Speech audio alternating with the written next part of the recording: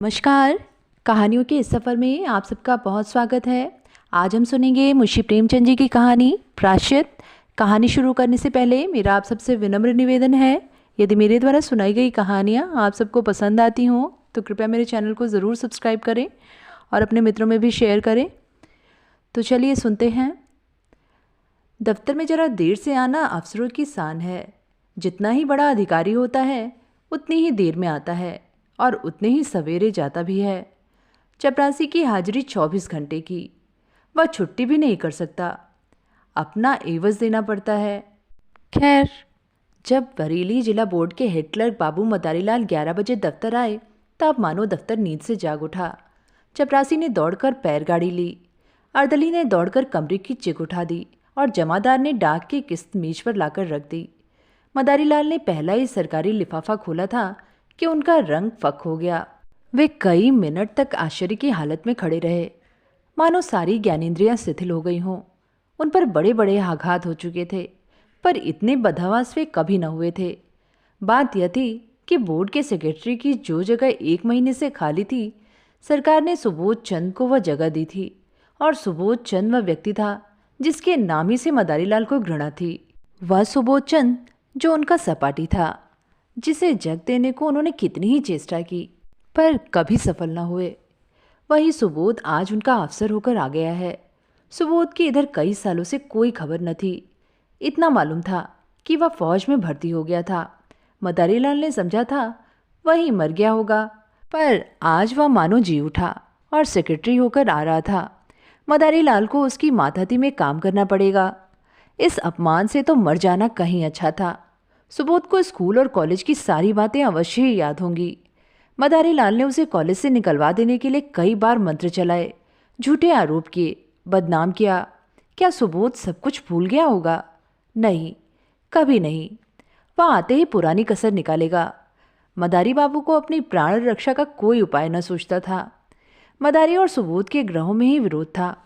दोनों एक ही दिन एक ही शाला में भर्ती हुए थे और पहले ही दिन से दिल में ईर्ष्या और द्वेष की वह चिंगारी पड़ गई जो आज 20 वर्ष बीतने के बाद भी न बुझी थी। सुबोध का अपराध यही था कि वह मदारी लाल से हर एक बात में बढ़ा हुआ था। डील डॉल, रंग रूप, रीति व्यवहार, विद्या बुद्धि, ये सारे मैदान उसके हाथ थे। मदारी लाल ने उसका यह अपराध कभी क्षमा नहीं किया। सुबोध 20 वर्ष तक निरंतर उनके हृदय का कांटा बना रहा। जब सुबोध डिग्री लेकर अपने घर चला गया और मदारी फेल होकर इस दफ्तर में नौकर हो गए, तब उनका चित्त शांत हुआ। किंतु जब यह मालूम हुआ कि सुबोध बसरे जा रहा है, तब तो मदारीलाल का चेहरा खिल उठा। उनके दिल से वह पुरानी फांस निकल गई। पर हाँ, हतभाग्य, आज वह पुराना नासूर शत गुण टीस और जलन के साथ खुल गया। आज उनकी किस्मत सुबोध के हाथ में थी। ईश्वर इतना अन्यायी है, विधि इतना कठोर।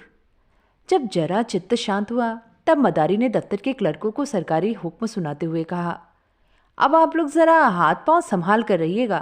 सुबोध चंद वे आदमी नहीं हैं जो भूलों को क्षमा कर दें। एक क्लर्क ने पूछा, क्या बहुत सख्त हैं? मदारी लाल ने मुस्कुराकर कहा, वह तो आप लोगों को 2-4 दिन ही में मालूम हो जाएगा। मैं अपने मुंह से किसी की क्यों शिकायत करूं? बस चेतावनी दे दी कि जरा हाथ पांव संभाल कर रहिएगा। आदमी योग्य है, पर बड़ा क्रोधी, बड़ा दंभी। गुस्सा तो उसकी नाक पर रहता है। खुद हजारों हजम कर जाए और डकार तक न ले, पर क्या मजाल कि कोई मातहत एक कौड़ी भी हजम करने पाए। ऐसे आदमी से ईश्वर ही बचाए। मैं तो सोच रहा हूं कि छुट्टी लेकर घर चला जाऊं। दोनों वक्त घर पर हाजिरी बजानी होगी। आप लोग आज से सरकार के नौकर नहीं, सेक्रेटरी साहब के नौकर हैं। कोई उनके लड़के को पढ़ाएगा, कोई बाजार से सौदा सुलफ लाएगा और कोई उन्हें अखबार सुनाएगा, और चपरासियों के तो शायद दफ्तर में दर्शन ही ना हो। इस प्रकार सारे दफ्तर को सुबोध चंद की तरफ से भड़काकर मदारी लाल ने अपना कलेजा ठंडा किया। इसके 1 सप्ताह बाद सुबोध चंद गाड़ी से उतरे। तब स्टेशन पर दफ्तर के सब कर्मचारियों को हाजिर पाया। सब उनका स्वागत करने आए थे। मदारी लाल को देखते ही सुबोध लपककर उनके गले से लिपट गए और बोले, तुम खूब मिले भाई, यहाँ कैसे आए? ओह, आज एक युग के बाद भेंट हुई।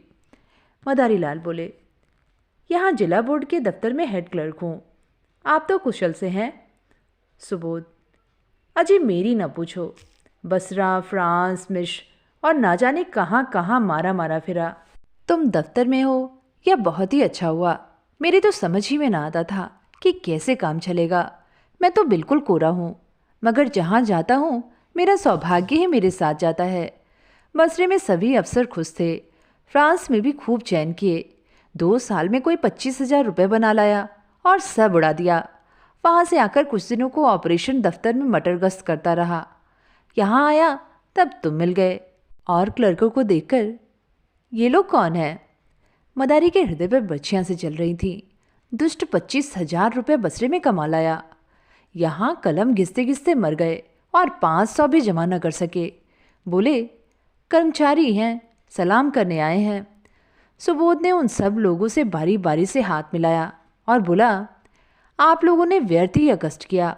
बहुत आभारी हूँ। मुझे आशा है कि आप सब सज्जनों को मुझसे कोई शिकायत न होगी।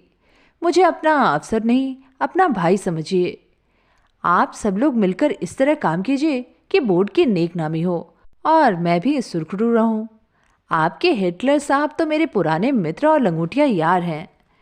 एक वाक चातुर्य क्लर्क ने कहा, हम सब हुजूर के ताबेदार हैं, यथाशक्ति आपको असंतुष्ट न करेंगे, लेकिन आदमी ही हैं। अगर कोई भूल हो भी जाए तो हुजूर उसे क्षमा करेंगे। सुबोध ने नम्रता से कहा, यही मेरा सिद्धांत है और हमेशा से यही सिद्धांत रहा है। जहाँ रहा मातहतों से मित्रों का सा बर्ताव किया। हम और आप दोनों ही किसी तीसरे के गुलाम हैं। फिर रौब कैसा और अफसरी कैसी? हाँ, हमें नेक नियत के साथ अपना कर्तव्य पालन करना चाहिए। जब सुबोध से विदा होकर कर्मचारी लोग चले तब आपस में बातें होने लगी। आदमी तो अच्छा मालूम होता है। हेड क्लर्क के कहने से तो ऐसा मालूम होता था कि सबको कच्चा ही खा जाएगा। पहले सभी ऐसे ही बातें करते हैं, ये दिखाने के दांत हैं। सुबोध को आए 1 महीना गुजर गया। बोर्ड के क्लर्क, अर्दली, चपरासी सभी उसके बर्ताव से खुश थे। वह इतना प्रसन्नचित्त है, इतना नम्र है कि जो उससे एक बार मिला है सदैव के लिए उसका मित्र हो जाता है। कठोर शब्द तो उसकी जबान पर आता ही नहीं। इनकार को भी वह अप्रिय नहीं होने देता, लेकिन द्वेष की आंखों में गुण और भी भयंकर हो जाता है। सुबोध के सारे सद्गुण मदारीलाल की आंखों में खटकते रहते हैं। उसके विरुद्ध कोई न कोई गुप्त षड्यंत्र रचते रहते हैं। पहले कर्मचारियों को भड़काना चाहा, सफल न हुए। बोर्ड के मेंबरों को भड़काना चाहा, मुंह की खाई। ठेकेदारों को उभारने का बीड़ा उठाया, लज्जित होना पड़ा। वे चाहते थे कि भूस में आग लगाकर दूर से तमाशा देखें। सुबोध से यूं हंसकर मिलते, यूं चिकनी चुपड़ी बातें करते, मानो उसके सच्चे मित्र हैं, पर घात में लगे रहते। सुबोध में सब गुण थे, पर आदमी पहचानना न जानते थे। वे मदारीलाल को अब भी अपना दोस्त समझते थे। एक दिन मदारीलाल सेक्रेटरी साहब के कमरे में गए, तब कुर्सी खाली देखी। वे किसी काम से बाहर चले गए थे। उनकी मेज पर 5,000 के नोट पुलिंदों में बंधे हुए रखे थे। बोर्ड के मदरसों के लिए कुछ लकड़ी के सामान बनवाए गए थे, उसी के दाम थे। ठेकेदार वसूली के लिए बुलाया गया था। साथ ही सेक्रेटरी साहब ने चेक भेजकर खजाने से रुपए मंगवाए थे। मदारीलाल ने बरामदे में झांक कर देखा, सुबोध का कहीं पता नहीं। उनकी नीयत बदल गई। ईर्ष्या में लोभ का सम्मिश्रण हो गया। कांपते हुए हाथों से पुलिंदे उठाए, पतलून की दोनों जेबों में भरकर तुरंत कमरे से निकले और चपरासी को पुकार कर बोले, बाबूजी भीतर हैं। चपरासी आप ठेकेदार से कुछ वसूल करने की खुशी में फूला हुआ था। सामने वाले तमोली की दुकान से आकर बोला, जी नहीं, कचहरी में किसी से बातें कर रहे हैं, अभी अभी तो गए हैं। मदारीलाल ने दफ्तर में आकर एक क्लर्क से कहा, यह मिसिल ले जाकर सेक्रेटरी साहब को दिखाओ। क्लर्क मिसिल लेकर चला गया। ज़रा देर में लौटकर बोला, सेक्रेटरी साहब कमरे में न थे, फाइल मेज पर रखाया हूँ। मदारीलाल ने मुंह सिकोड़कर कहा, कमरा छोड़कर कहाँ चले जाया करते हैं, किसी दिन धोखा उठाएंगे। क्लर्क ने कहा, उनके कमरे में दफ्तर वालों के सिवा और जाता ही कौन है। मदारीलाल ने तीव्र स्वर में कहा, तो क्या दफ्तर वाले सबके सब देवता हैं? कब किसकी नीयत बदल जाए कोई नहीं कह सकता। मैंने छोटी छोटी रकमों पर अच्छों अच्छों की नीयतें बदलते देखी हैं। इस वक्त हम सभी शाह हैं, लेकिन अवसर पाकर शायद ही कोई चूके। मनुष्य की यही प्रकृति है। आप जाकर उनके कमरे के दोनों दरवाजे बंद कर दीजिए। क्लर्क ने टालकर कहा, चपरासी तो दरवाजे पर बैठा हुआ है। मदारी लाल ने झुंझलाकर कहा, आपसे मैं जो कहता हूँ वह कीजिए। कहने लगे, चपरासी बैठा हुआ है। चपरासी कोई ऋषि मुनि है? चपरासी ही कुछ उड़ा दे तो आप इसका क्या कर लेंगे? जमानत भी है तो 300 की, यहाँ एक एक कागज लाखों का है। क्या कहकर मदारी लाल खुद उठे और दफ्तर के द्वार दोनों तरफ से बंद किए। जब चित्त शांत हुआ तब नोटों के पुलिंदे जेब से निकालकर एक अलमारी के कागजों के नीचे छिपाकर रख दिए। फिर आकर अपने काम में व्यस्त हो गए। सुबोचंद कोई घंटे भर में लौटे तब उनके कमरे का द्वार बंद था। दफ्तर में आकर मुस्कुराते हुए बोले, मेरा कमरा किसने बंद कर दिया भाई? क्या मेरी बेदखली हो गई? मदारी लाल ने खड़े होकर मृदु तिरस्कार दिखाते हुए कहा, साहब गुस्ताखी माफ हो। आप जब कभी बाहर जाएं, चाहे 1 मिनट के लिए ही क्यों न जाएं, तब दरवाज़ा बंद कर दिया करें। आपकी मेज पर रुपए, पैसे और सरकारी कागज पत्तर बिखरे पड़े रहते हैं। न जाने किस वक्त किसकी नीयत बदल जाए। मैंने अभी सुना कि आप कहीं गए हैं, तब दरवाजे बंद कर दिए। सुबोचंद द्वार खोलकर कमरे में गए और सिगार पीने लगे। मेज पर नोट रखे हुए हैं इसकी खबर ही न थी। सहसा ठेकेदार ने आकर सलाम किया। सुबोध कुर्सी से उठ बैठे और बोले, तुमने बहुत देर कर दी, तुम्हारा ही इंतज़ार कर रहा था। 10 बजे से रुपए मंगवा दिए थे, रसीद लिखवा लाए हो ना? ठेकेदार, हुजूर रसीद लिखवा लाया हूँ। सुबोध, तो अपने रुपए ले जाओ। तुम्हारे काम से मैं बहुत खुश नहीं हूँ। लकड़ी तुमने अच्छी नहीं लगाई और काम में सफाई भी नहीं है। अगर ऐसा काम फिर करोगे तो ठेकेदारों के रजिस्टर से तुम्हारा नाम निकाल दिया जाएगा। यह कहकर सुबोध ने मेज पर निगाह डाली। तब नोटों के पुलिंदे न थे। सोचा शायद किसी फाइल के नीचे दब गए हों। कुर्सी के समीप के सब कागज उलट पुलट डाले, मगर नोटों का कहीं पता नहीं। ये नोट कहाँ गए? अभी तो यहीं मैंने रख दिए थे, जा कहाँ सकते हैं? फिर फाइलों को उलटने पुलटने लगे। दिल में ज़रा ज़रा धड़कन होने लगी। सारे मेज के कागज छान डाले, पुलिंदों का पता नहीं। तब वे कुर्सी पर बैठकर इस आधे घंटे में होने वाली घटनाओं की मन में आलोचना करने लगे। चपरासी ने नोटों के पुलिंदे लाकर मुझे दिए, खूब याद है। भला यह भी तो भूलने की बात नहीं है। और इतनी जल्द? मैंने नोटों को लेकर यहीं मेज पर रख दिया, गिना तक नहीं। फिर वकील साहब आ गए, पुराने मुलाकाती हैं। उनसे बातें करता जरा इस पेड़ तक चला गया।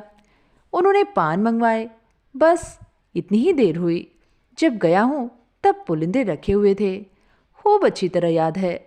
तब ये नोट कहाँ गायब हो गए? मैंने किसी संदूक, दराज या अलमारी में नहीं रखे। फिर गए तो गए कहाँ? शायद दफ्तर में किसी ने सावधानी के लिए उठाकर रख दिए हों। यही बात है, मैं व्यर्थ ही इतना परेशान हो रहा हूँ। छी! तुरंत दफ्तर में आकर मदारी लाल से बोले, आपने मेरी मेज पर से नोट तो उठाकर नहीं रख दिए? मदारी लाल ने भौचक्के होकर कहा, क्या आपकी मेज पर नोट रखे हुए थे? मुझे तो खबर नहीं। अभी पंडित सोहनलाल एक फाइल लेकर गए थे, तब आपको कमरे में ना देखा। जब मुझे मालूम हुआ कि आप किसी से बात करने चले गए हैं, तब दरवाजे बंद करा दिए। क्या कुछ नोट नहीं मिल रहे हैं? सुबोध आंखें फैलाकर बोले, अरे साहब, पूरे 5,000 के हैं। अभी अभी चेक बुनाया है। मदारी लाल ने सिर पीट कर कहा, पूरे 5,000? या भगवान, आपने मेज पर खूब देख लिया है। अजी 15 मिनट से तलाश कर रहा हूँ। चपरासी से पूछ लिया कि कौन कौन आया था। आइए ज़रा आप लोग भी तलाश कीजिए, मेरे तो होश उड़े हुए हैं। सारा दफ्तर सेक्रेटरी साहब के कमरे की तलाशी लेने लगा। मेज, अलमारियाँ, संदूक सब देखे गए। रजिस्टरों के वर्क उलट पुलट कर देखे गए, मगर नोटों का कहीं पता नहीं। कोई उड़ा ले गया, अब इसमें कोई शुबा नहीं। सुबोध ने एक लंबी सांस ली और कुर्सी पर बैठ गए। चेहरे का रंग फक हो गया, जरा सा मुंह निकल आया। इस समय कोई उन्हें देखता तो समझता कि महीनों से बीमार हैं। मदारी लाल ने सहानुभूति दिखाते हुए कहा, गजब हो गया। और क्या, आज तक कभी ऐसा अंधेर न हुआ था। मुझे यहाँ काम करते 10 साल हो गए, कभी धेले की चीज़ भी गायब न हुई। मैं आपको पहले दिन सावधान कर देना चाहता था कि रुपए पैसे के विषय में होशियार रहिएगा, मगर सुधनी थी, ख्याल न रहा। ज़रूर बाहर से कोई आदमी आया और नोट उड़ाकर गायब हो गया। चपरासी का यही अपराध है कि उसने किसी को कमरे में जाने ही क्यों दिया। यह लाख कसम खाए कि बाहर से कोई नहीं आया, लेकिन मैं इसे मान नहीं सकता। यहाँ से तो केवल पंडित सोहनलाल एक फाइल लेकर गए थे, मगर दरवाजे ही से झांक कर चले आए। सोहनलाल ने सफाई दी, मैंने तो अंदर कदम ही नहीं रखा साहब। अपने जवान बेटे की कसम खाता हूँ, जो अंदर कदम रखा भी हो। मदारी लाल ने माथा सिकुड़कर कहा। आप व्यर्थ में कसम क्यों खाते हैं? कोई आपसे कुछ कहता है? सुबोध के कान में, बैंक में कुछ रुपए हों तो निकाल कर ठेकेदार को दे दिए जाएं, वरना बड़ी बदनामी होगी। नुकसान तो हो ही गया, अब उसके साथ अपमान क्यों हो? सुबोध ने करुण स्वर में कहा। बैंक में मुश्किल से 200-400 रुपये होंगे भाईजान। रुपए होते तो क्या चिंता थी, समझ लेता। जैसे 25,000 उड़ा गए, वैसे ही 30,000 भी उड़ गए। यहाँ तो कफन को भी कौड़ी नहीं। उसी रात को सुबोध चंद ने आत्महत्या कर ली। इतने रुपए को प्रबंध करना उनके लिए कठिन था। मृत्यु के पर्दे के सिवा उन्हें अपनी वेदना, अपनी विवशता को छिपाने की और कोई आड़ न थी। दूसरे दिन प्रातः चपरासी ने मदारी लाल के घर पहुंचकर आवाज दी। मदारी को रात भर नींद न आई थी। घबराकर बाहर आए। चपरासी उन्हें देखते ही बोला, हुजूर, बड़ा गजब हो गया। सेक्रेटरी साहब ने रात को गर्दन पर छुरी फेर ली। मदारी लाल की आंखें ऊपर चढ़ गईं, मुंह फैल गया और सारी देह सिहर उठी, मानो उनका हाथ बिजली के तार पर पड़ गया हो। छुरी फेर ली? जी हाँ, आज सवेरे मालूम हुआ। पुलिस वाले जमा हैं, आपको बुलाया है। लाश अभी पड़ी हुई है? जी हाँ, अभी डॉक्टरी होने वाली है। बहुत से लोग जमा हैं, सब बड़े बड़े अफसर जमा हैं। हुजूर, लाश की ओर ताकते नहीं बनता। कैसा भला मानस हीरा आदमी था। सब लोग रो रहे हैं। छोटे छोटे 2 बच्चे हैं, एक सयानी लड़की है ब्याहने लायक। बहू जी को लोग कितना रोक रहे हैं, पर बार बार दौड़कर लाश के पास आ जाती हैं। कोई ऐसा नहीं है जो रुमाल से आंखें न पोंछ रहा हो। अभी इतने ही दिन आए हुए थे, पर सबसे कितना मेलजोल हो गया था। रुपए की तो कोई परवाह ही नहीं करते थे। दिल दरियाव था। मदारी लाल के सिर में चक्कर आने लगा। द्वारे की चौखट पकड़कर अपने को संभाल न लेते तो शायद गिर पड़ते। पूछा, बहू जी बहुत रो रही थी? कुछ न पूछिए हुजूर, पेड़ की पत्तियां छड़ी जाती हैं, आँख फूलकर गूलर हो गई है। कितने लड़के बतलाए तुमने? हुजूर, 2 लड़के हैं और 1 लड़की। नोटों के बारे में भी बातचीत हो रही होगी। जी हाँ, सब लोग यही कहते हैं कि दफ्तर के किसी आदमी का काम है। दारोगा जी तो सोहन लाल को गिरफ्तार करना चाहते थे, पर शायद आपसे सलाह लेकर करेंगे। सेक्रेटरी साहब तो लिख गए हैं कि मेरा किसी पर शक नहीं है, नहीं तो अब तक तहलका मच जाता, सारा दफ्तर फंस जाता। क्या सेक्रेटरी साहब को एक खत लिखकर छोड़ गए हैं? हाँ, मालूम होता है छुरी चलाते वक्त याद आई कि सुबह में दफ्तर के सब लोग पकड़ लिए जाएंगे। बस कलेक्टर साहब के नाम चिट्ठी लिखी है। चिट्ठी में मेरे बारे में कुछ लिखा है? तुम्हें कुछ मालूम हुआ क्या? हुजूर, अब मैं क्या जानूं, मगर इतना सब लोग कहते हैं कि आपकी बड़ी तारीफ लिखी है। मदारी लाल की सांस और तेज हो गई। आंखों से आंसू की 2 बड़ी बड़ी बूंदें गिर पड़ी। आंखें पोंछते हुए बोले, वे और मैं एक साथ के पढ़े थे नंदू। 8-10 साल साथ रहा, साथ उठते बैठते, साथ खाते, साथ खेलते, बस इसी तरह रहते थे जैसे 2 सगे भाई रहते हों। खत में मेरी क्या तारीफ लिखी है? मगर तुम्हें क्या मालूम होगा? आप तो चल ही रहे हैं, देख लीजिएगा। कफन का इंतज़ाम हो गया? नहीं हुजूर, कहा ना कि अभी लाश की डॉक्टरी होनी है। मुदा आप जल्दी चलिए, ऐसा ना हो कोई दूसरा आदमी बुलाने आता हो। हमारे दफ्तर के सब लोग आ गए होंगे? जी हाँ, इस मोहल्ले वाले तो सभी थे। पुलिस ने मेरे बारे में तो उनसे कुछ पूछताछ नहीं की? जी नहीं, किसी से भी नहीं। दारीलाल जब सुबोध चंद के घर पहुंचे तब उन्हें ऐसा मालूम हुआ कि सब लोग उनकी तरफ संदेह की आंखों से देख रहे हैं। पुलिस इंस्पेक्टर ने तुरंत उन्हें बुलाकर कहा, आप भी अपना बयान लिखा दें, और सबके बयान तो लिख चुके हैं। मदारी लाल ने ऐसी सावधानी से अपना बयान लिखाया कि पुलिस के अफसर भी दंग रह गए। उन्हें मदारी लाल पर सुबह होता था, पर इस बयान ने उसका अंकुर भी निकाल डाला। इसी वक्त सुबोध के दोनों बालक रोते हुए मदारी लाल के पास आए और कहा, चलिए, आपको अम्मा बुलाती है। दोनों मदारी लाल से परिचित थे। मदारी लाल यहाँ तो रोज़ ही आते थे, पर घर में कभी नहीं गए थे। सुबोध की स्त्री उनसे पर्दा करती थी। यह बुलावा सुनकर उनका दिल धड़क उठा। कहीं इसका मुझ पर सुबह न हो, कहीं सुबोध ने मेरे विषय में कोई संदेह न प्रकट किया हो। कुछ झिझकते और कुछ डरते हुए भीतर गए। तब विधवा का करुण विलाप सुनकर कलेजा कांप उठा। इन्हें देखते ही उस अबला के आंसुओं का कोई दूसरा सोता खुल गया और लड़की तो दौड़कर उनके पैरों से लिपट गई। दोनों लड़कों ने भी घेर लिया। मदारी लाल को उन तीनों की आंखों में ऐसी अथाह वेदना, ऐसी विदारक याचना भरी हुई मालूम हुई कि वे उनकी ओर देख न सके। उनकी आत्मा उन्हें धिक्कारने लगी। जिन बेचारों को उन पर इतना विश्वास, इतना भरोसा, इतनी आत्मीयता, इतना स्नेह था, उन्हीं की गर्दन पर उन्होंने छुरी फेरी। उन्हीं के हाथों यह भरा पूरा परिवार धूल में मिल गया। इन असहायों का अब क्या हाल होगा? लड़की का विवाह करना है, कौन करेगा? बच्चों के लालन पालन का भार कौन उठाएगा? मदारी लाल को इतनी आत्मग्लानि हुई कि उनके मुंह से तसल्ली का एक शब्द भी न निकला। उन्हें ऐसा जान पड़ा कि मेरे मुख में कालिक पुती है, मेरा कद कुछ छोटा हो गया है। उन्होंने जिस वक्त नोट उड़ाए थे, उन्हें गुमान भी न था कि उसका यह फल होगा। वे केवल सुबोध की जांच करना चाहते थे, उनका सर्वनाश करने की इच्छा न थी। शोकातुर विधवा ने सिसकते हुए कहा, भैया जी, हम लोगों को वे मझधार में छोड़ गए। अगर मुझे मालूम होता कि मन में यह बात ठान चुके हैं, तो अपने पास जो कुछ था वह सब उनके चरणों पर रख देती। मुझसे तो वे यही कहते रहे कि कोई न कोई उपाय हो जाएगा। आप ही के मार्फत वे महाजन ठीक करना चाहते थे। आपके ऊपर उन्हें कितना भरोसा था कि वह कह नहीं सकती। मदारी लाल को ऐसा मालूम हुआ कि कोई उनके हृदय पर नसर चला रहा है। उन्हें अपने कंठ में कोई चीज़ फंसी हुई जान पड़ती थी। रामेश्वरी ने फिर कहा, रात सोए तब खूब हंस रहे थे, रोज की तरह दूध पिया, बच्चों को प्यार किया, थोड़ी देर हारमोनियम बजाया और जब कुल्ला करके लेटे, कोई ऐसी बात न थी जिससे लेश मात्र भी संदेह होता। मुझे चिंतित देखकर बोले, तुम व्यर्थ घबराती हो। बाबू मदारी लाल से मेरी पुरानी दोस्ती है, आखिर वह किस दिन काम आएगी? मेरे साथ के खेले हुए हैं, इन नगर में उनका सबसे परिचय है। रुपयों का प्रबंध आसानी से हो जाएगा। फिर न जाने कब मन में यह बात समाई। मैं नसीबो जली ऐसी सोई कि रात को मिनकी तक नहीं हुई।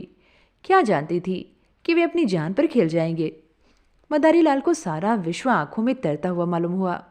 उन्होंने बहुत जब्त किया, मगर आंसुओं के प्रभाव को न रोक सके।